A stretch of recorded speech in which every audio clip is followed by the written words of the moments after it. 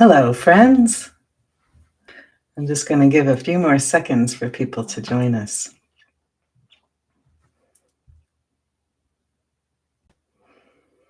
I'm happy you're here. All right, so I'll begin at the beginning. Welcome to Move Into Coherence. I'm Pamela Stokes. And in today's episode, we will be learning about some small bodies, little particles that live within inside of us that help to create more life for us and in us and through us and because of us. And we'll be doing the grounding breath, which is a very nice process to help yourself find grounding and center, and also to let go of anything that perhaps you no longer need.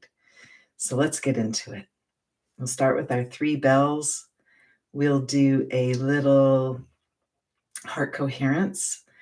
We'll do some waking and shaking. So a lot of things first, and then we'll do some learning, and then we'll tie it all up with the little heart coherence and some bells at the end. So again, thank you for joining in today. I do appreciate you being here. Here's our 3 bells.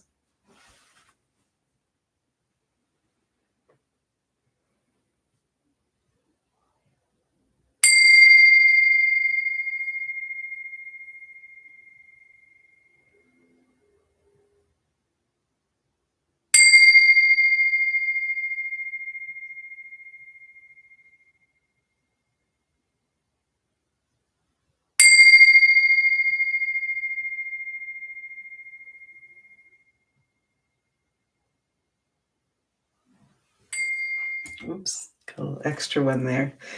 We let them ring all the way until they're complete. And I just noticed today that there is a lot of resonance. It just kept going and going. So those were a little bit longer than usual. Something in the air. It's magical. So let's do a little heart coherence together.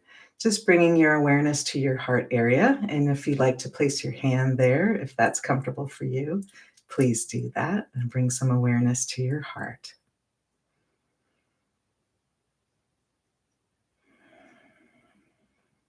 And then we'll slow the breath down a little deeper and a little slower than usual. And the ideal timing that was measured was about 5.5 seconds in and 5.5 seconds out, but we don't need to be so precise. So just whatever feels comfortable for you today.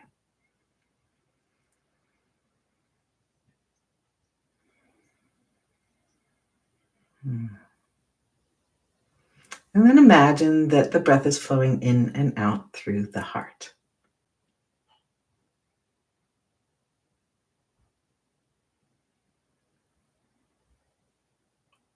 And it may be helpful to have your eyes closed so that you can really drop in.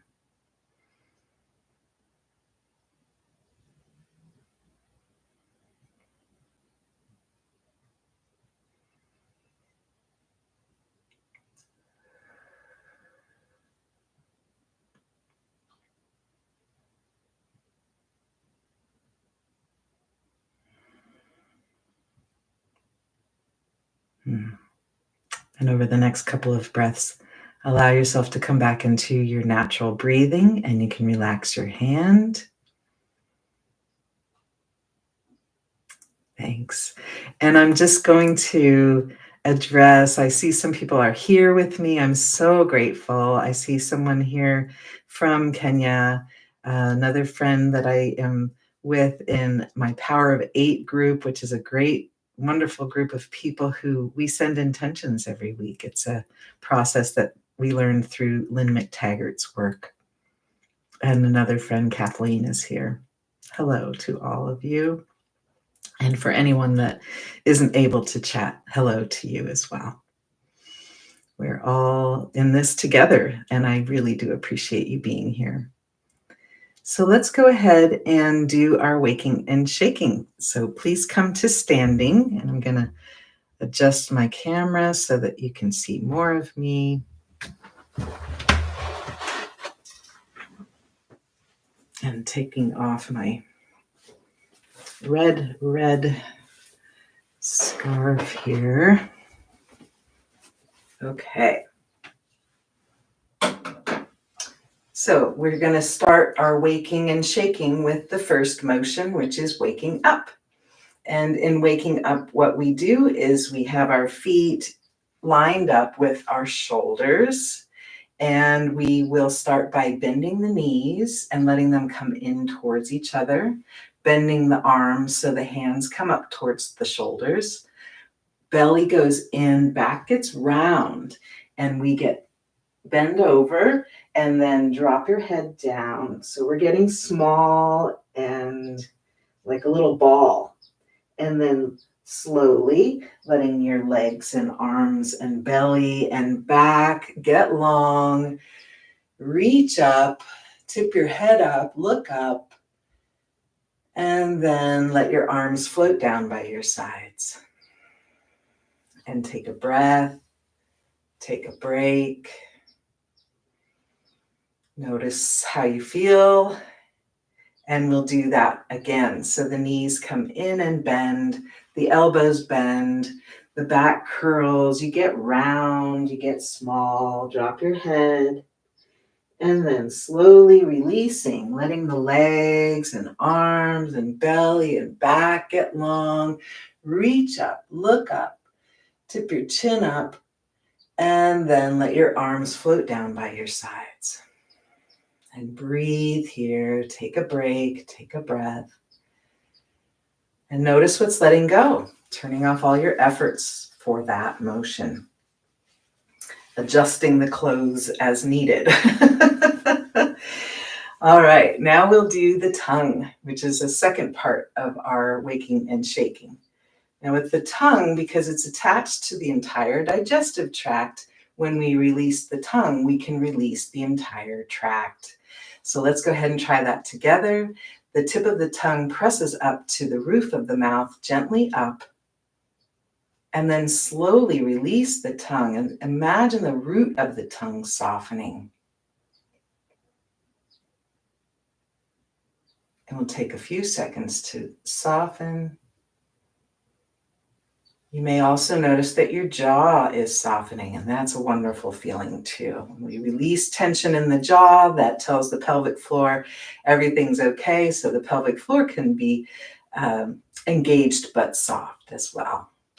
All right, the third motion is a quick shake. And this is the fun, silly one, but I really do appreciate you joining in. When we can move in this way and be silly like this, this is actually telling our nervous system, everything's okay, I can play.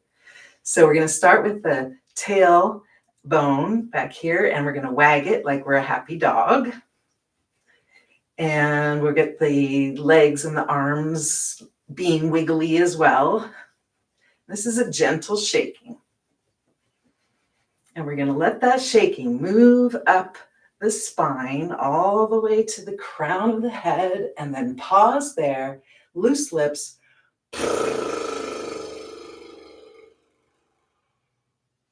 Like a motorboat.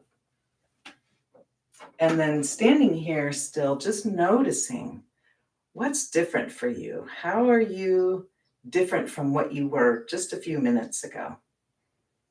Maybe you feel tingling. Maybe you feel like you're awake. Maybe you feel softer in some places that you hadn't felt softness before. So anything that you notice. When we are aware of how our body feels and what we're noticing, when we're aware of that, that's actually really important because that allows us to feel connected. And connection is vitally important for us as a species. We are a social species. We need to feel connected. And when we connect with ourselves, we talked about this last week, when we connect with ourselves, we allow our insula, that's part of the brain, it responds to both the connection with other and the connection with self. And so it lights up anytime you have either of those. So I interpret that as when we feel self, when we notice self, that allows us to have the ease around feeling other. So that's a good thing, especially if you're getting together with family over these next few days. It's nice to feel connected. All right, so we are going to talk about something today that is fascinating to me, and hopefully it will be to you, that there are these very small particles that have been discovered by many different scientists over history, separately, individually. And the most recent discovery was by a friend of mine, a dear friend that I met in college who runs a laboratory. Her name is Dr. Jody Rosenblatt, and she gave me permission to talk about her. She runs a lab at King's College London now. She was at the University of Utah for decades and studied cancer. Now she's looking at asthma. And with my sort of questioning mind, I asked her, "Have you ever heard of these things?" And she said, "No, I haven't." And then about a year later, she said, "I found something."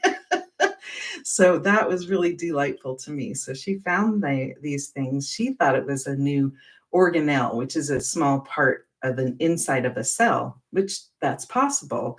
Could be an organelle, but that would indicate that it has a particular function within a cell. I'm not sure. We're not sure. But what she labeled them, and they have energy. That's the other piece that she noticed, that they have energy. And so she called them piezosomes. Piezo is the word for generating electricity through pressure. So when we have a squeeze, we can get a spark. And so, like when you hit a couple of rocks together, you might get a spark. If you've ever tried this as a child, I did this. We would get these lifesavers, and I believe it's wintergreen. I think that's the flavor that you have to have. But if you put one in your mouth, turn off the lights, and bite it, you'll see sparks. So this is the piezo electricity. This is a spark that's generated by pressure. So she called them piezosomes, meaning energy or charged up bodies. And the first recorded experimentation and scientific data that was accumulated was coming from a man named Antoine Bechamp. And you may remember I talked about Bechamp a little bit in a previous episode. Bechamp and Louis Pasteur were contemporaries. And it was found that Pasteur was not really a very authentic scientist. He did a lot of fraudulent things, and he collected data and falsified it. He also plagiarized Bechamp's work 3 times, not just once, 3 times. And Bechamp was like, "Okay, well, if you're going to plagiarize me, at least get it right." So with the conclusions, Pasteur was making the conclusions from Bechamp's work wrong.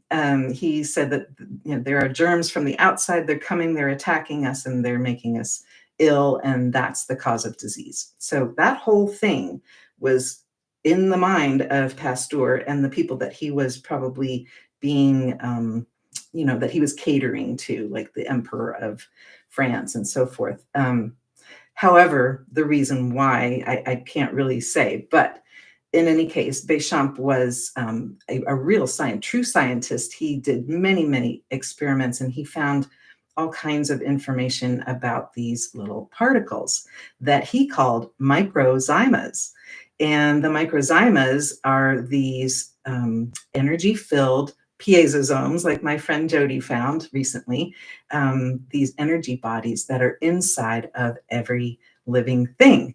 And he even found them in non-living things, like in chalk, that he was able to notice when he pulled that out of the hillsides. Now, chalk is the residuals of living things. So he was able to find these small microzymas in chalk. And that's what started his research with that. Continuing on from there, we have other researchers that found them. A man named Raymond Royal Rife, which is a great name, also found them. He had high-powered microscopes which were able to see living cells and living organisms in their movement, and he was able to identify these small particles. And later on, we have Wilhelm Reich, who was also able to find them. So Rife was in the like 1910. Okay, so let's go back. Bechamp found them in the 1800s, in the late 1800s. And then Rife found them in the 1910s, 15s. And then Wilhelm Reich found them in the 1930s and 40s. And what Wilhelm Reich was able to, the first identification was kind of fascinating. He wanted to understand the equation of life, like how does it even come about? How do we create more life within us? And what he found was there's kind of an equation. We have tension, which increases a charge, then there's a discharge, and then we have relaxation. And this cycles around. And so this is the equation of life from Wilhelm Reich. In the discoveries that he was making, and Rife found this as well, they were able to find ways to reverse or eliminate cancer cells. And he wanted to understand what was going on there and how that worked. And what happened to both Rife and Reich were that the medical community really just kind of negated their work. And in fact, Reich was put into prison and died there. Sadly, even though he had done all this wonderful stuff and cured a lot of people. So anytime we get into the words cure and cancer, we put those together. The medical association's like, no, you can't do that. You can't say that, which is strange to me. Like, why wouldn't we want to? But what Reich found was it's not just that if we energize ourselves properly and eat good food and all of that, that we wouldn't get cancer. He said, I can cure cancer like that. The cells will go away, but it will come back again unless we face the reasons why our environment, let's say our internal environment, is not conducive to life. And what's fascinating about Reich's work too is he wanted to find, the beginning of life, like how does it even start? And he was working in a laboratory with a colleague, and the technician said, well, he says, I would love to work with some amoebas. And the technician says, well, all you need is some old grass and just let it sit there for a couple of weeks and you'll find amoebas. And Reich was like, okay, so that's what he did. He looked at this decaying grass. There were no amoebas there. And then over time, within a couple of weeks, the cell or the little particles were budding off of the decaying plant matter, and then they started moving. So they were actually creating more life from the decay of the plant matter. And this was the beginning. And what he noticed too was that these cells, these movable cells, these amoebas, are very similar to cancer cells. They can move around and they can go to different places. So another thing that my friend Jody, in working with cancer, found was that the cells actually go to different parts of the body first, or they form, let's say, in different parts of the body, and then cancer can form from there. So she said metastasis does not happen after tumor formation. Metastasis, or the location of different metastatic cells or cancer cells, potentially cancer cells, can happen in different parts of the body. So that was where Reich came in and said, it's more than just getting this energy right in the body. It's also having the right attitude and wanting to be here, wanting to be alive, appreciating life and feeling grateful for that opportunity. So that's a very important piece of information. So that was Reich in the 1930s and 40s. And then in the 1960s, it happened again. Another fellow named Gaston Naessens found them as well. He developed a microscope that he called the somatoscope, and he used, again, living materials so he could see what was going on and he could find the movement of these organisms. So we had Microzymas, they were labeled as by Antoine Bechamp in the 1800s, the late 1800s. We have, by Wilhelm Reich, he labeled them bions, Bions. He called them bions. And then Naessens in the 60s called them somatids. And my friend Jody in 2021 or 2022, pretty recently, called them Piezosomes or Piezosomes. And so Naessens was also in the 1960s, and actually he just died in 2018. So he was alive in our time, and he found a product made from different minerals that was actually able to reverse the cancer as well. So all these people found the same things. They called them different names. And in fact, nowadays, there have been a lot of people talking about something called nanobacteria. Well, I read a recent study that was done.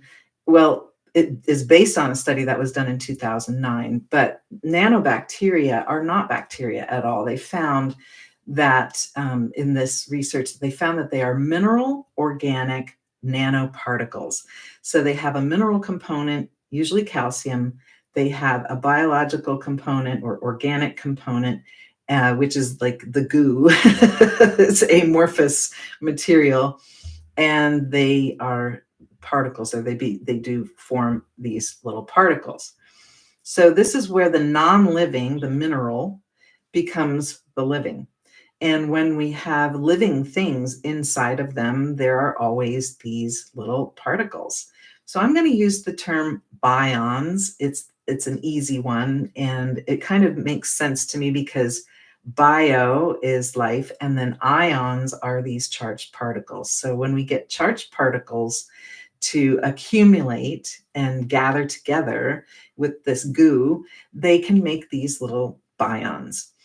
Now, this is pretty amazing. So it's basically it's the beginning of life. It's how life starts, and it's also fascinating. And Reich did a lot of experiments with this in the 30s and 40s, where he was trying to kill them. He was trying to, try different things, like a lot of heat. He had blasted it with, like 1,500 degrees heat, or even more than that, and tried to kill them, and they didn't die. They were still charged up, and they emit light. That's the other part about it too. Like I said, when you bite on one of those wintergreen lifesavers, it will emit light. So these sparks come out, and he would look at these bions under his microscope for hours and just observe them. And what he noticed was they were changing shape. They were changing what we call morphology. And this is a term that it's talked about in regular medical terms as pleomorphism, which means that the cell or the thing changes shape. Pleo, change, and morph is shape. So pleomorphism happens. We know this. This is people know about this. So it's not something that I'm making up or that anyone else is making up. When they were looking at these nanoparticles recently, they found that they formed spontaneously, and they found them in every body fluid. So we're talking about the mucus and the eye, the water from the eye, and the liquid that's in the gut, and the liquid in the lungs, and the liquid in the brain tissue, the spinal tissue. All of those different tissues, liquids, fluids, contain the possibility for these charged bodies, these little bodies, the bions.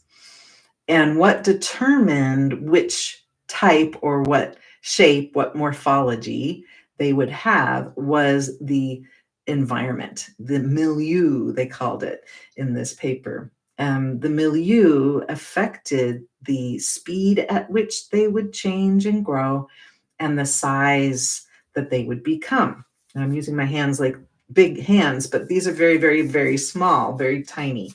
And the way that in this most recent paper that I read, they found them was that they took some fluid and they centrifuged it. When you centrifuge something, the heavy stuff goes down to the bottom. And then you can isolate what's in that stuff. Like you can look at that. And they, again, they did not kill these things. They did not stain them and do all the typical things that people do when they look through a microscope. They just looked at the fluid as is. In the they used, I think, a scanning electron microscope, or transmission electron microscope, which allows you to look at things that are still living. You don't have to freeze them and put them in resin and all of that. So this was more recently even, and they said that what they do is these particles, or the bions, they start as one, and then they will bind together. And then depending on what's in the fluid, the different minerals and the different ions that are there, that will determine how they join together and how big and how fast they do this. It's basically like you're creating a crystal with these charges. You're creating a lattice work. So something that was amorphous and kind of gooey turns into something that's more structured. And not only do these particles, these bions, are they able to do that, they are able to make other ones. So if you took those in a little group and took some of that and brought it over here, you could make more. And you can change what they do depending on the minerals and the ions that are there. So that's why I like the name Bions, because it's biological and ion together. Ion is a charged particle, and we are life. So when we put the two words together, we get bions, and I do like that one. What we know about them is that once they're alive, there are many bions. Once the mineral, organic, amorphous material crystallizes and forms an organization, once it gets organized, now we can have what we call life, where there's movement, where there's growth, where there's change, and we have this pleomorphism. What we also know is that they exist in both physiology, which means our healthy, optimal well-being processes that happen. And I love this. I love to tell people we do about 1 million chemical reactions every second. I mean, that's all happening for us. There's nothing we have to do to make that happen. That's what life wants. Life wants more life. And so anyway, there's, in our physiology, these bions will get created. They will accumulate, they will agglutinate. That's a nice fun word, that where they join together and they form other things. In both physiology and in pathology, they are found in tissue that we would call diseased tissue, is actually part of the cycle. So we, again, in the image of how life works, we have growth and we have some accumulation of life, and then there will be some decay and some breakdown, but those bions are still there in the breakdown, and then we can have more life. So when we get this this cycle, this keeps happening. And like I said, Wilhelm Reich could not kill them. There was nothing that he found that could destroy the bions, except one thing was formaldehyde. And it's interesting, well, no coincidence, that that's what they use when they preserve bodies. So if we wanted to keep, an organism so that we could look at it as a biology, in a biology class and bring that to show people, we could preserve it in some formaldehyde, and that would stop the bions from generating more life. If not, then the bions will continue to create life wherever they happen to be. So after we bury a body, the bions in that body will generate more life. And this is where the pleomorphism comes along. So these bions can start out very small as individual ones. They can join together and make two. They can join together and make groups. We can get things that look like rod-shaped bacteria. Bacillus is another name for that. We can get larger bacteria-looking things, and inside of that, there will be all kinds of bions. So it's created from a grouping of bions. They can also grow into branched shapes, like what we would call a fungus. And there are many shapes that these take on. And we call them yeast, we call them fungus, we call them cancer. So basically, our body, every living thing, including all the plants, all the animals, every microbe, every microorganism has bions in it. And the bions will, depending on the environment, depending on what minerals are there, what charges are there, will make either the bacteria or the yeast or the fungus or the mold or the amoeba-like cells, these cancer cells. And that's all reversible. So as we change the environment, the cancer cells can undo. They can go back to what we would call a healthy stage. And oftentimes the other things that will help out are molds and funguses that will help to either digest those and then release the bions. And that's how my friend Jody found them, was they release out of the cell. They just sort of pop out. Bechamp found them in blood cells. And after the blood cells died, the bions released, and that's the possibility of more life. So I always kind of struggled with the idea of reincarnation. I was kind of unsure, like very scientific minded. I was like, oh, when you die, you die. Like that's the end, no more. Well, now I understand that that's not the case. After we die, our bions live on. And it's just sort of pretty reassuring that the information that they collect from our internal environment, the charges that we have, the minerals that we have, let's say the emotions and the frequencies and all of the information is going to be contained in that those little particles, those bions. And so we do live on, and they will go out into the universe and they will become other things. So this is ultimately reincarnation, as it is. Life wants more life. Life is always seeking more life. There is nothing that is coming into us that is attacking us. Now, what can happen if we get some bions from another organism? Fascinating stuff. The bions coming in from another organism may be foreign to us. It may be that creates the environment within our bodies that says, yeah, that's not, we don't want to live here, or we need to push that out, or we need to digest those things. So our body will react by making our bions. Pleomorphism process will happen so that we make bacteria, for example. And when we make these bacteria, they will do their job. And what their job in that moment would be perhaps to destroy or to break down things that are foreign in our body. So when we make bacteria, it's not an infection necessarily, like the bacteria are bad and they're growing. It's like the bacteria come in and our body goes, I don't recognize that as mine. And so the process, the bions will change and say, let's change what's happening here.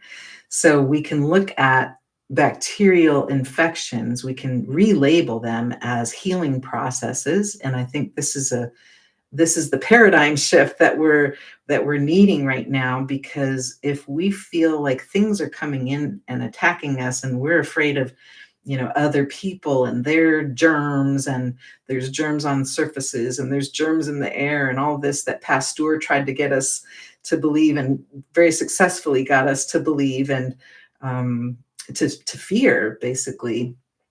if we could turn that around and say, you know what? Yeah, there's bions everywhere. These bions can turn into all kinds of things. And so, what are we going to do to stay optimally well? Well, one of the things is to not have fear, right? That's a big one. So, if we can get rid of the fear and release the fear, and that's where the grounding breath later, when we do our motion today, when we do our motion, we can release some of this fear. There is nothing to fear. It's never been proven that contagion does anything. Like if I take my snot and put it in your nose, it doesn't make you sick. They've tried this for a couple of hundreds of years and many, many experiments. People that are unwell don't make healthy people sick. Now you can get sick at the same time. And right now in the winter in North America, in the northern hemisphere, in the wintertime, what happens? The humidity in the air is changing. We're using heat indoors. We're drying out the air. Whenever we dry out the air, our body responds by making more bions and we make more mucus, and it helps to keep us moist. So that's the purpose of it. It's not that we're dying, from the dry air. We're actually, the body's trying to thrive, even though the air is dry. So dry air can make more mucus. That's what we call sickness, but it's actually a healing process. So the perspective, we talked about this before, that the perspective of how life is for us here, that perspective of gratitude, appreciation. My bions are working for me and with me, and they're mine. And when I die, they keep going on. This is just, to me, very enlivening. And that's why I'm so grateful to have this opportunity to share this with you. When we can feel this sense of, let's say, power. I have the power to choose how I feel. I have the power to choose what I think.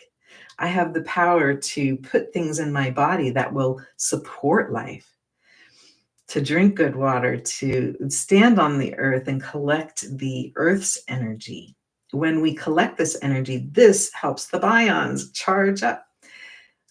Here's a little piece from Wilhelm Reich. When he was working with his bions, he was measuring how much of the output they would create depending on their environment. He found the maximum charge for the bions came from bions that were in wet sand. So I know how I feel when I stand on the shoreline of an ocean, even if I'm not in the water, on the wet sand on my bare feet.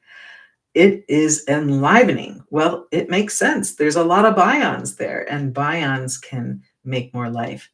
And we can breathe them in. They're that small. We can absorb them in through our skin. This is not a danger. These are not germs in the sense of causing disease. These are life generating particles, and they're all around us. They're in ice and fire and the ocean, and they're in rocks. They're all over the place, and we can absorb them in. We can have them help us make more life.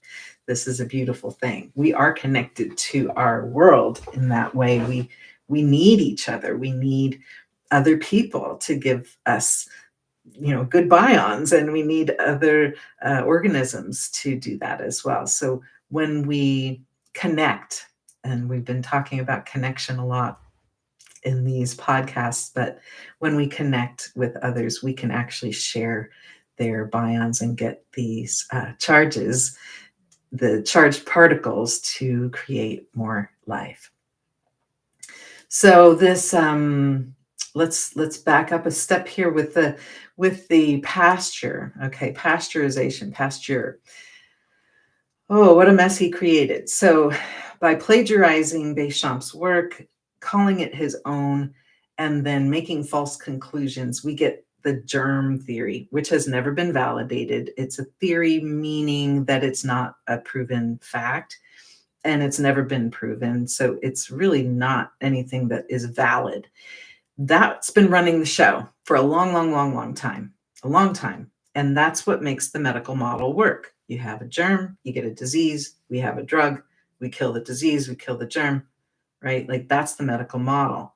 But in actuality, these germs, let's call them germinating particles. Germ means to begin the life, right? When we germinate, we put a seed in the ground, we germinate, right?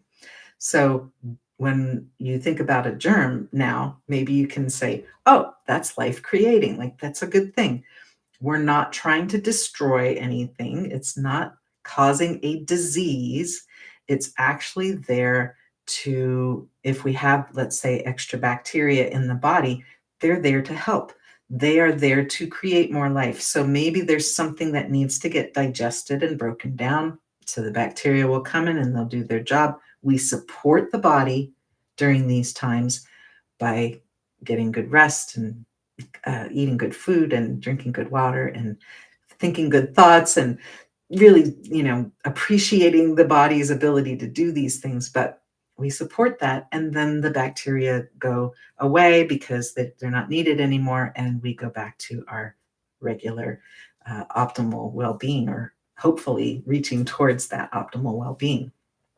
Similarly, when we have cancer cells in the body, and we make them every day we make a few cancer cells because this is part of what's happening. Sometimes these charges and these ions and these particles, these other minerals and things, are the wrong balance. And so we kind of go out of balance. And the environment, again, that determines what the shape is of these bions, what shape they will take.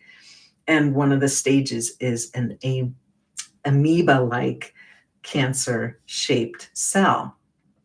So even those can be changed and morphed into something else. This is the general phenomenon of nature. Cooperation, not competition. I want to make that very clear. Cooperation, not competition. Nothing is out to get us. I really want you to let that come in. Take that thought. Nothing's out to get us. Nothing's here to attack us. I want you to take that thought. Let it dribble down through your face, down through your throat, down into your chest and belly. Really let yourself feel that. Nothing's here to attack us. Life always wants more life. Yeah. It's uplifting. It's a new way of looking at the way we live on this planet. There's a lot of power in that. So if there's any sort of overarching sort of theme as to why the germ theory became so normalized, right? And what we believe is true, what we've believed is true for lots of years, hundreds of years, is that we are less than, that we don't really have any power, that life kind of happens to us and at us, and it's coming at us, and we have to put on, we have to battle. There's the battle against cancer. There's the battle against, we have anti this and anti that, anti-inflammatories, antibiotics, anti, right? So we're kind of squishing our life down. What if, because it's never been proven, that's not true?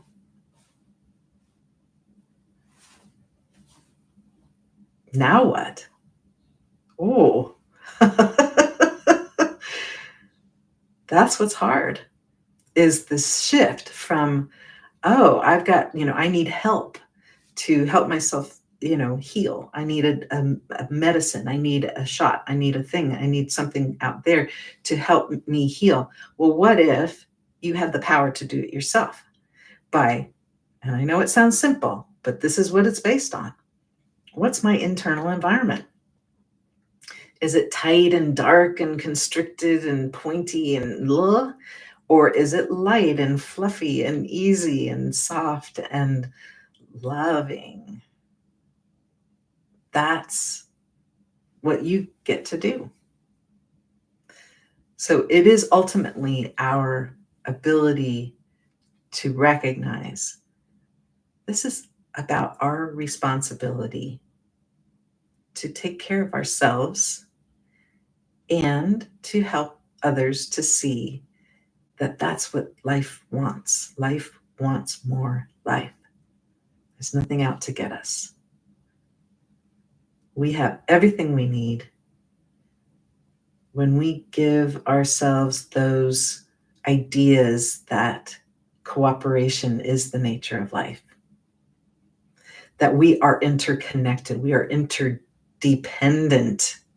I need these bions, they need me, they need a place to create more life, and we are giving them the opportunity.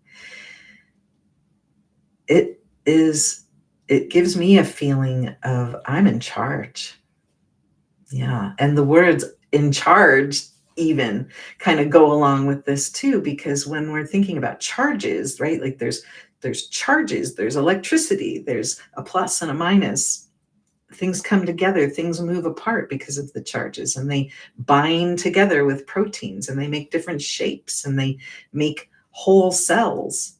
This is the beginning of it all, are these charges. So taking charge, standing on the ground with bare feet, drinking good water, and eating food that's alive. Like if you take something fresh off the plant, the bions are going to be fully thriving and doing all the right things for that fruit or that vegetable.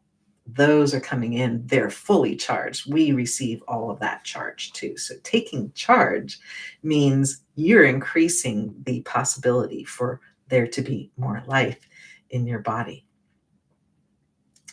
This is the nature of nature. Cooperation, not competition. Okay, what else did I want to say about this? Okay, so besides, here's the bions again. These are just fascinating little critters. They're the creators of life on Earth and possibly the entire universe. Not only do they form what we call bacteria and yeast and fungus and mold and cancer and amoebas and all of that, they also form tissue, cells and tissues in our body. They form things that look like flowers based on the crystals that are involved. They make things that look like mushrooms. They can also look like dumbbells, the shape of dumbbells. They can also resemble muscle fibers. So basically, lots of different possibilities here. Here's a little tying up statement from Bechamp. He called the germ theory, which is what Pasteur, by plagiarizing and falsifying data, came up with the germ theory. He said, Bechamp called it the greatest scientific silliness of the age. I love that. So if we want to think about germs as the beginners of life, yes. If we want to think about them as attacking us, no. They are not doing that. Life doesn't do that. That's not what anybody has found. We cannot make other people sick.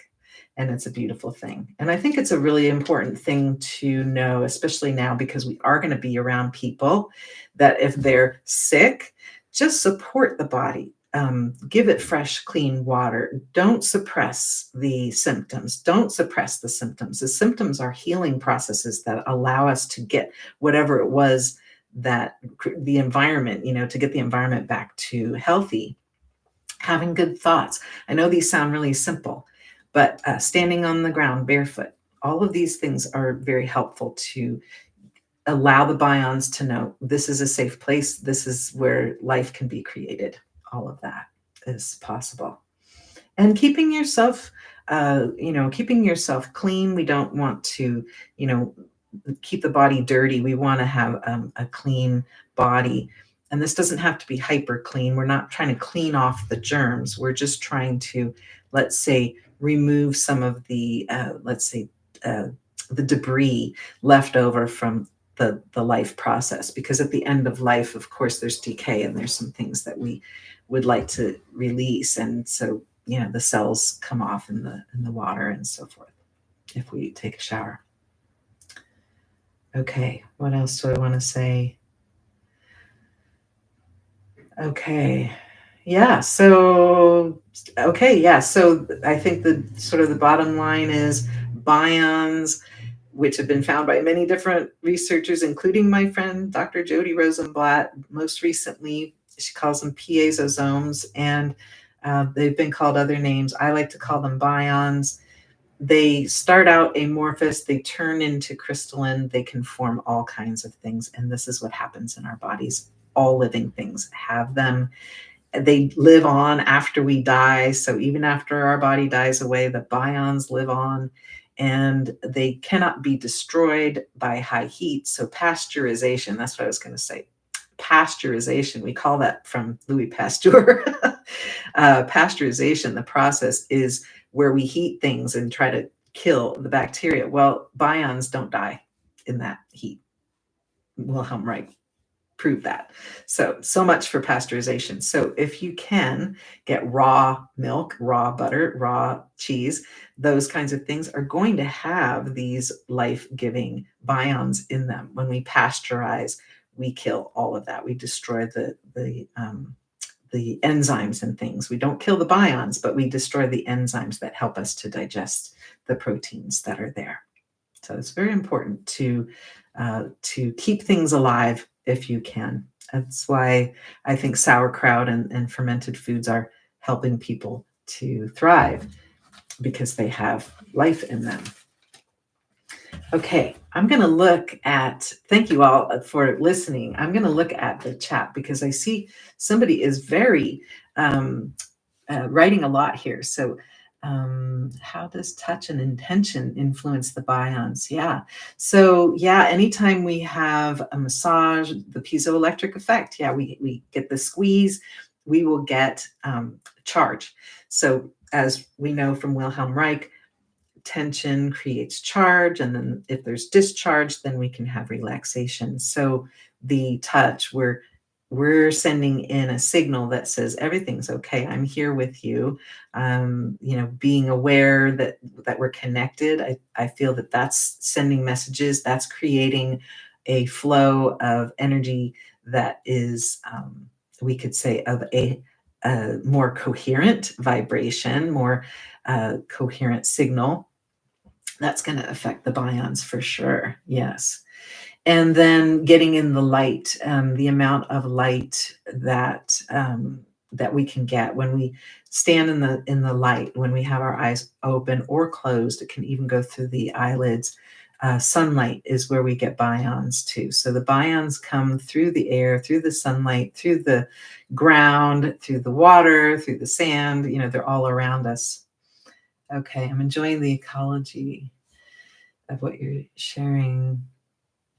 Yes, so yes, the minerals in the environment or the milieu become the bions. That is what influences their shape and their morphology. We would say, the change from one shape to another, the pleomorphism, that's all affected by what minerals we have in us. Yeah, bions live on. There is immortality.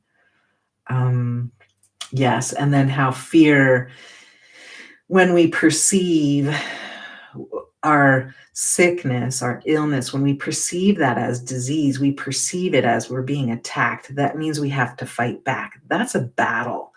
That doesn't need to happen. There's no reason for it because we're not being attacked. And so the fear of that can create a certain vibrational frequency inside. And that's the milieu now that the bions are receiving of fear.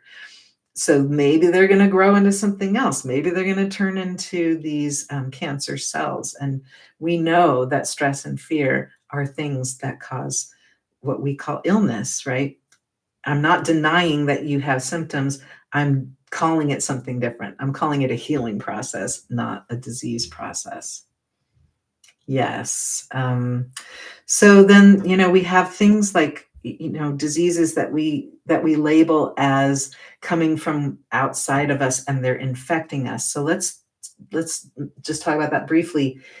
When we go to a new place, and we drink the water in a new place, there are bions there from that environment. And when we drink that water, we're getting those bions. Our body's going to go, whoa, I don't recognize this at all. Shoo, out it needs to go. So we throw up and we poop, and right, we get sick, or we get sick, we get symptoms. Basically, what's happening is our body is readjusting to a new environment. So just let that go, let that pass, keep drinking, good water, clean water. You're going to support your body through that, and then that will pass. So when we hear about things, cholera and typhoid and things that are carried by water, it could be very well that they are coming from an environment that is not conducive to life. In other words, maybe there's pollution in the air, there's pollution in the water, and so the bions are going to be affected in that way. Yes, again, never been proven that anything's contagious. So that's where we want to think about germs as generating life, not killing us. I think this is important to remember that. Okay, and then the interconnectedness, yes. Cooperation, yeah. Right, seeing our place in nature, exactly. So we are part of nature. We cannot take ourselves away from that and put a barrier around us, put a bubble around us. We don't thrive that way. We need this information. It's coming all the time. The bions are carrying it. The water is carrying it. There's information in the water, vibration, and that vibration needs to come in us. We can't just be a bubble.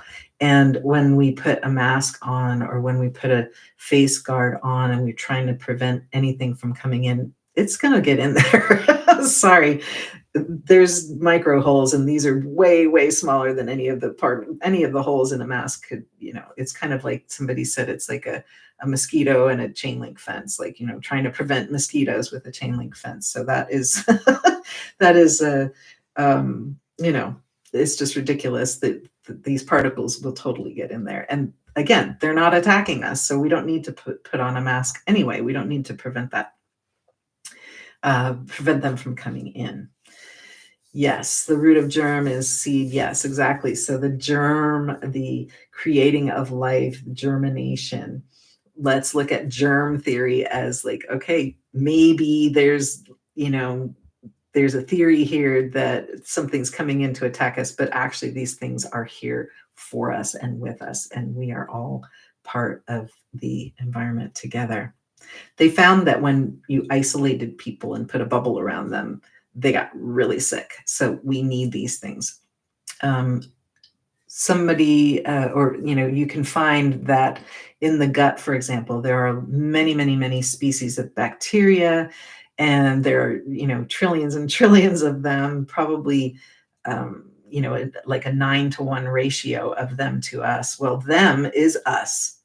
And that's what I want to remind you. They're not from without, they're from within. We're creating those all the time. So we can always create a new milieu, the new environment for these particles, these bions, to create more life. And they do different things. So some of these, what we call bacteria, these different morphs, body shapes of the bions, that as they go through their pleomorphism, they can digest different proteins, they can digest different minerals, they can absorb different things. So there's lots of different functions that these different morphologies can use. And in the gut, for example, we have a lot of a certain kind of bacteria. Maybe we have more of one kind than another, and that can give us the feeling of illness. Again, that's our body trying to get back to what is life affirming and life giving, and getting the changing the environment within so that the bions can thrive optimally. I will do a longer episode about this piece, but I really want to bring this up. I think this is just so, again, enlivening. That's what we're talking about here, is life wants more life. Life always wants more life. There's a researcher named Mike Levin, who is doing a lot of things with very strange things that he's doing. He's cutting things and joining things together. So he's kind of making new life there. But one of the things that he found was if you change the ions, these charged particles, if you change them, you will take a regular healthy cell, it will turn into a cancer cell. Boom, just instantly like that. Then you change it back. Now it goes back to a healthy cell. And we're talking about within seconds, within moments, it happens. So this isn't something that takes generations to clear up or days and days to clear up. We can change our cancer cells that are within us. We can change them within moments, depending on the environment, the charged particles that are inside of us. So here's a product placement. I don't own this company. I don't make any money from doing this. I do want to tell you about it though. These are, it's a homeopathic version of minerals, all the minerals that our body needs and uses. They come in a homeopathic form, meaning that what they're bringing in is just the signature, the frequency of the different minerals. And the reason why that's good is because it's basically like our body's going to decide, like, do I need this much or that much? When we take supplements, we're kind of overloading, and a lot of those supplements are produced by companies that really are not regulated in any kind of way anyway. So substance, we don't need the substance. What we need is the energy from that substance, the charge, right? We're talking about charges here. So this product is called tissue salts. And the one that I like is to get a combination where it's all of them. There's 12 of them together. And you can get them in little tablet form. So I'll just show you this up close. Well, I'll have a link. I'll have a link in the description. But tissue cell salts, and you take them a few times a day. It's very tasty. They're these little pills. They're little tablets, I should say, not pills. There's not medicine in them. They're very tiny little things like this. And they taste sweet. You just dissolve them there. They also make liquid drops that you can add to your water, tasteless. And what they do is they provide the charges, they provide the minerals that we can use to create more life. Again, this is what we're doing. We're germinating, right? We're not being attacked. We are creating life. This is what it's all about. All right. One more thing here. What else are we seeing? Yes. Yes, thank you. Our bodies are amazing. Thank you, Kathleen. This is important for us to remember, and especially around this time of year when illnesses, when symptoms come along and we start feeling kind of under the weather, right? Think of that phrase, right? Under the weather, as the weather changes, as our air dries out, as we get more, maybe there's more rain and it's feeling kind of humid, and maybe there's some mold growing. Mold is actually a good thing.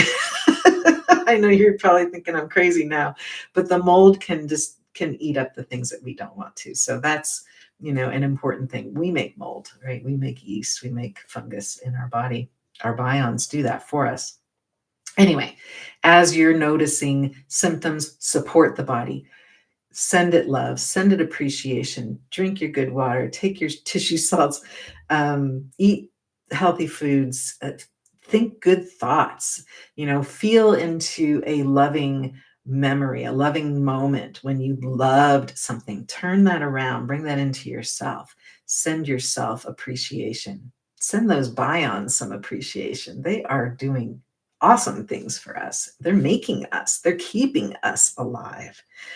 And they can change like that. So, if you feel like, oh no, I'm not going to be well, I have cancer, I need this thing to attack these cancer cells. No. The cancer cells are there because of the milieu. We need to change the milieu. No more poisoning. Please don't poison. Cancer doesn't need poison. Cancer needs life-affirming, life-creating environment, and then they will change, and they can shift like that. So we can get rid of our cancer like instantly by changing the ions and the charges inside of us. That's empowering. And that's what Reich got in trouble for. That's what Naessens got in trouble for. Anybody who's out there saying, I can help you cure cancer by not poisoning you, the medical society doesn't want to hear about that. It's like, no. We know that we can poison you and kill, we can do all of these things. Maybe you'll thrive, but, mostly people don't. And so when we change that around, now we're not buying their products. We're not buying it. Yeah, it's not life affirming. Yeah. Okay, I went a little long today, but let's go ahead and thank you for being here, and thank you for talking and sending me chats. And I really do appreciate it. I am so, so grateful. So grateful. Okay, so let's do the grounding breath. The grounding breath is just a simple meditation that you can do anytime that you like. And I like to do it at the end of a session. When I give a session to someone, we do the grounding breath, because what it does is it allows you to get a sense of where you are in your body. And also, it gives you an opportunity to let go of anything you don't need. So let's imagine maybe letting go of the idea that things are attacking us, or that we can give somebody else something and make them sick. None of that's been proven ever. Like in a couple hundred years, they keep trying, and it's not been proven. So anyway, we can let go of that. We can let go of, I have to be careful. I have to cover things up. I have to protect myself. No. There's more life coming to me all the time, and I want more life. So don't need to cover up. And basic hygiene is all we're really talking about. So even like sanitary, the sanitizer and stuff, that's not killing anything that is helpful to you. It's not. And what it does is it creates an environment that the body then needs to like adjust to, right? And so maybe you will even make more bacteria. We get this all the time when we give antibiotics to people. We had to get stronger ones and stronger ones, because the body's like, you keep poisoning me, I'm going to keep trying to bring more life. I'm going to make more bacteria and, stronger bacteria, things like that. There's a lot of new things that we can believe now, we can feel are true, we can know are true, and we can release all of this old stuff because it's wrong. It's just untrue. And even Pasteur, at the end of his life, he is quoted as saying, the germ is nothing, the terrain is everything. Yeah, even Pasteur, the guy that gave us pasteurization, gave us the germ theory, he recanted at the end of his life. So, if he's saying it, right, like it's time to let this go. All right. So the grounding breath, what you're going to do, let's go ahead and try this together, please. Please join in. Thank you for being here. Thank you for joining in. Send yourself some appreciation for doing this, for being here with us. It's wonderful. So you're going to just sit here with your feet flat on the floor. Nothing is crossed. That's helpful. You can just relax your hands on your thighs. And then we're just going to take a breath in and imagine that the breath is moving up through the floor into your feet and up to your ankles, just that far. Just breathing into the feet. And then on the exhale, releasing anything you no longer need that might be there in the feet. There we go. And then on the next inhale, we're going to bring the breath up from the ankles to the hip bones. Inhaling.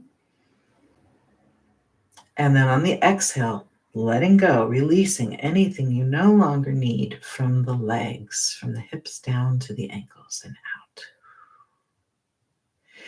Then on the next breath in, we're going to let this breath come into the low belly, the low back, into the pelvis, tailbone, sacrum. And then on the exhale, we're going to release anything we no longer need from that area.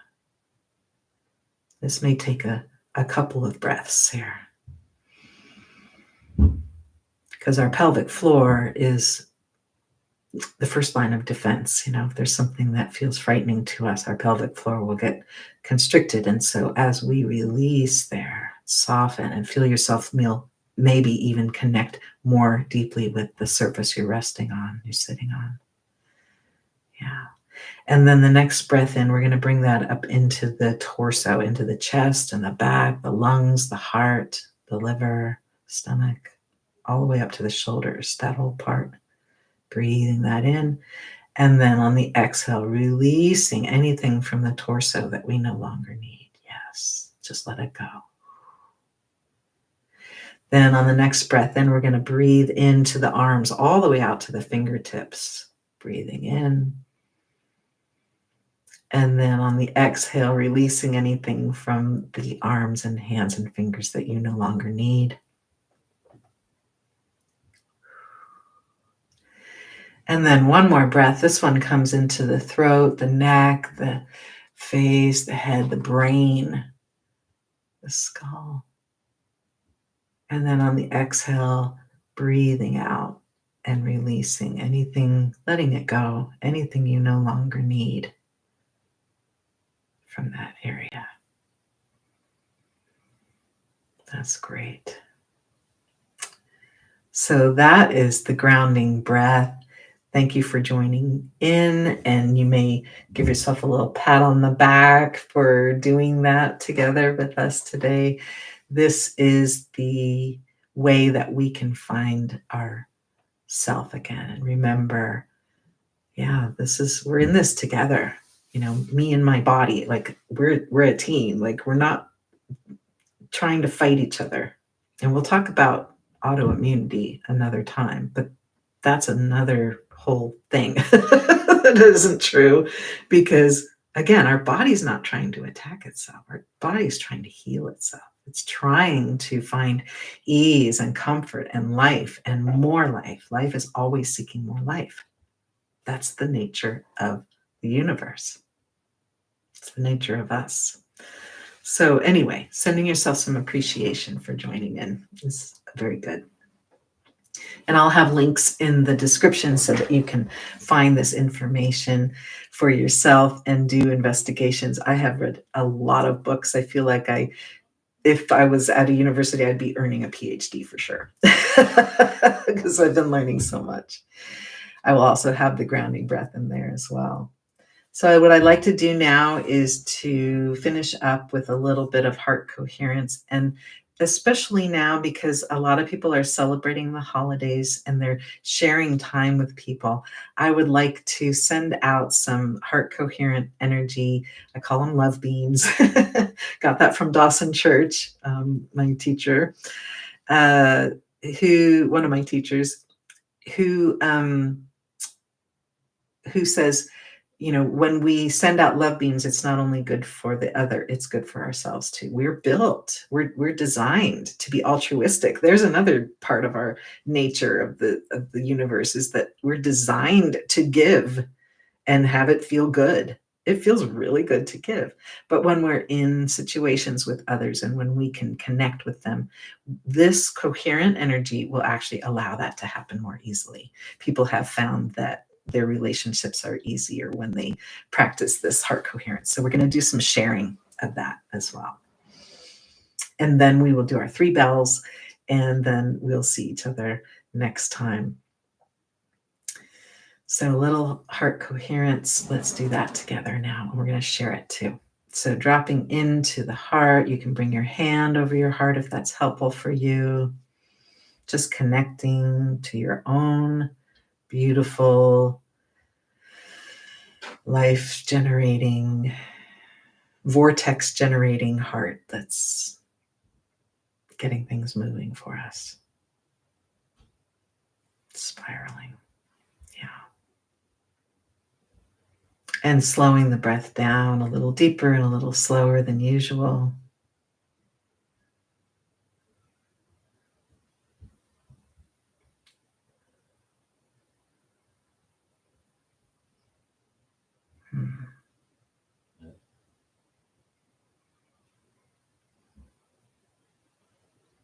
And imagine you're breathing in and out through the heart.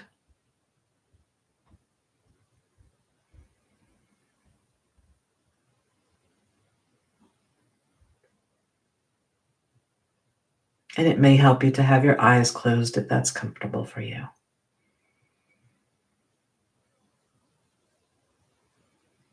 And then we're going to bring to mind something that we feel gratitude for, or in, or of, and appreciation But right now I'm thinking about my bions.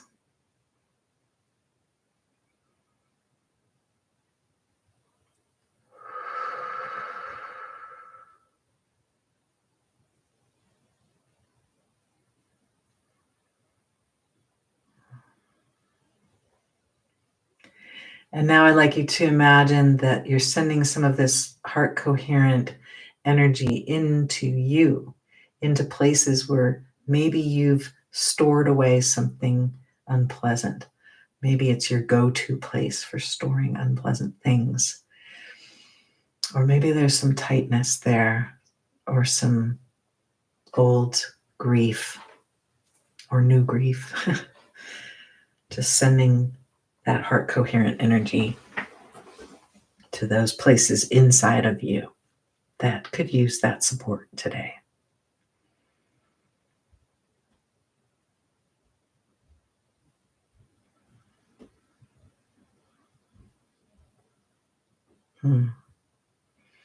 And then let's imagine sending this heart coherent energy out into the field that connects everything and all of us and contains bions and contains you and me and everything.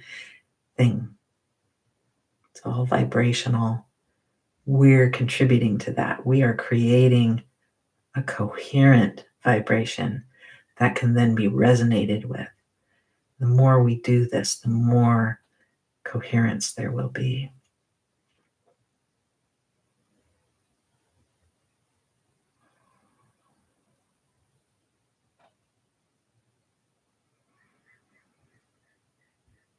And now this is the most challenging part of this. I'd like you to send this coherent energy to someone that you have struggled with. It's a challenge for you to be around them. Maybe you've had a past history. Maybe you don't see them anymore. Maybe they're no longer alive, but they were not kind and unskilled in their behaviors. We're going to send some to those people.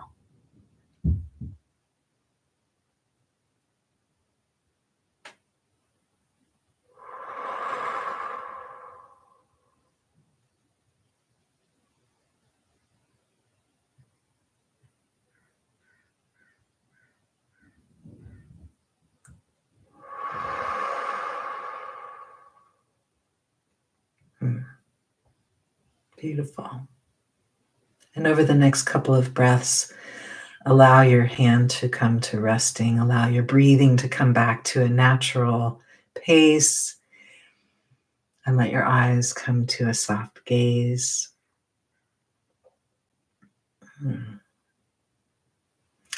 I truly do appreciate you. Thanks for staying here a little extra long today. This has been a beautiful day and time to share with you. I wish you all such peace and joy and ease and comfort in your sharing time.